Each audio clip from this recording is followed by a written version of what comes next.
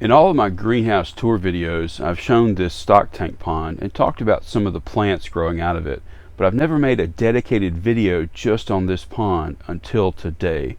So let me tell you how I set this stock tank pond up and how I'm growing all these tropical houseplants out of it hydroponically with these fish. This pond is made from a 110-gallon Tough Stuff brand stock tank that came from Tractor Supply, and I turned it into this pond with the intention of housing my guppy colony and growing tropical houseplants hydroponically along the rim. I've set up a number of different ripariums over the last few years, and I've made videos about them, but I needed a large tank primarily for experimenting with different houseplants, seeing if they could grow hydroponically and how well they would grow. This greenhouse was already set up for keeping houseplants during the winter, so I decided to designate a corner for this pond and grow some aquarium plants, but also tropical plants along the rim hydroponically. And I could propagate cuttings in the water almost year-round, as well as keep the fish in here, and they would have ample space to reproduce, and their waste could feed the plants. This pond has a dirt substrate capped with sand. I put about 1 inch of organic potting soil mixed with clay and some Osmocote fertilizer and capped it with about 3 to 4 inches of sand. It's just Quikrete all-purpose sand, which luckily I found several bags that were very clean. I've used the same brand before in other setups, but had to rinse it repeatedly because it had so much debris in it, so the quality can vary from one bag to another. In the substrate, I've grown water wisteria, Italian val, and a few Amazon swords. The tropical houseplants are hanging on the rim in DIY planters made from pond plant baskets. I could not find any square basket planters this small, so I made some myself from 10-inch pond plant baskets. After washing all of the potting soil from the roots, I then used leca and lava rock in the planters as the new planting media for these tropical houseplants to grow in. And the roots will eventually grow out beyond these planters. Other plants are simply hanging from coated wire wrapped around the base of the plant and the other end hooked over the tank rim.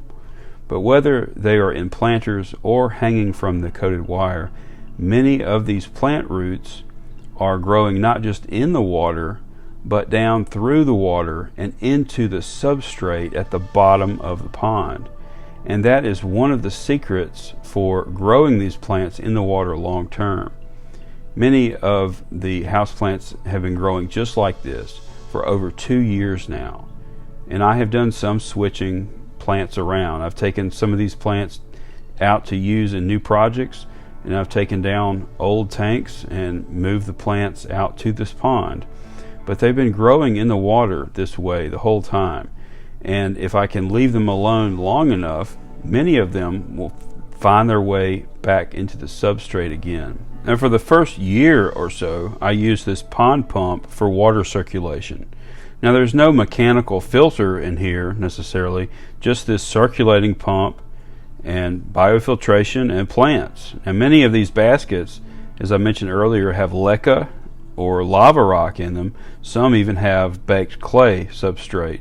So this gives a lot of surface area for beneficial bacteria to live on. And this pond is easy to care for. The biggest thing I do is feed the fish, and I use the water for watering these other plants every week or two. But there are times where I don't even use the water at all for like a month, and the water tests still show nothing's out of balance. Back in January of this year, I added 3 Shabunkin goldfish. I wanted to see if this system could handle that much waste. As we all know, goldfish are notoriously messy, and these fish could keep the duckweed in check. Well, they've been in here close to 1 year now, and they've really had a positive impact on this pond. They've actually cleaned up all the duckweed, they scavenged through the organic debris in the bottom, and of course they fertilized the plants.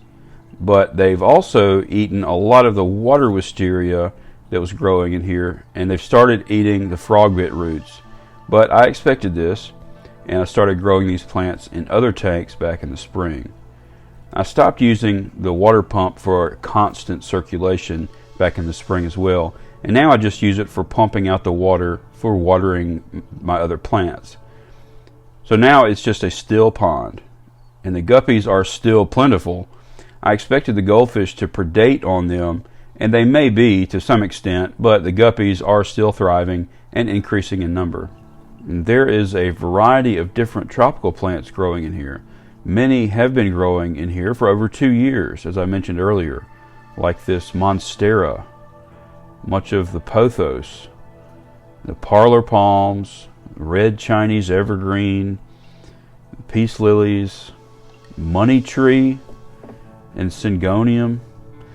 There are also some ongoing experiments like the cylindrical snake plant and bugleweed and carex and some others.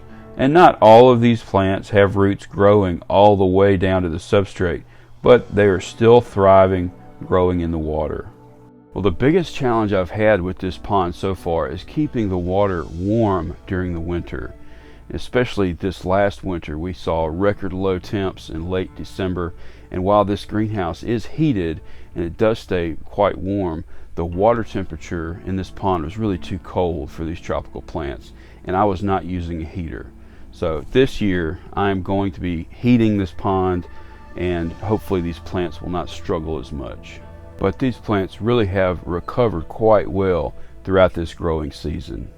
If you want to see how I'm using these plants indoors, growing out of my fish tanks, then check out these next videos.